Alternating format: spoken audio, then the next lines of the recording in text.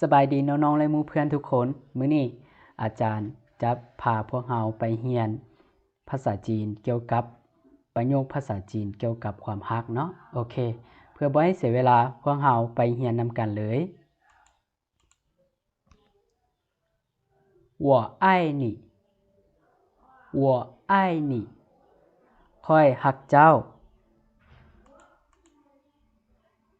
你爱我吗你爱我吗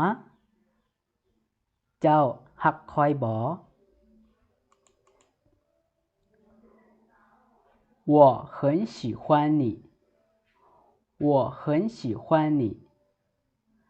ข้อยมักเจ้าหลาย他是我的爱人他是我的爱人ลาวแม่นที่รักของข้อย我们是情侣我们是情侣เฮาแม่นคู่รัก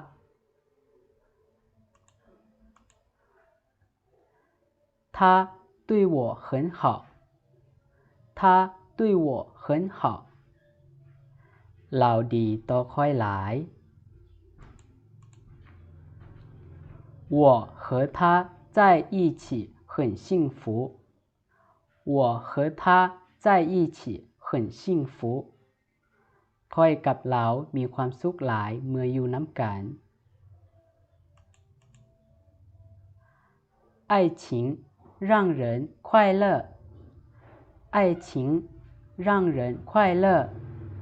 ความรักเฮ็ดให้คนมีความสุข我想一直和你在一起我想一直和你在一起ข้อยอยากอยู่กับเจ้าตลอดไป我们约会了3年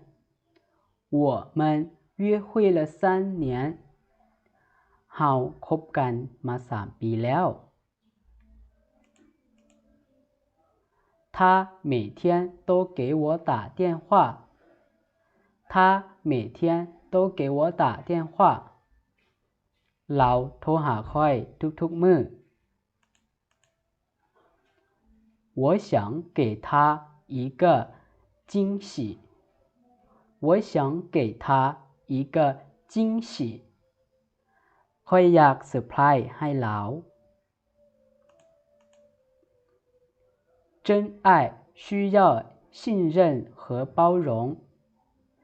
真爱需要信任和包容รักแท้ต้องมีความเชื่อใจและการให้อภัย爱一个人要用心去对待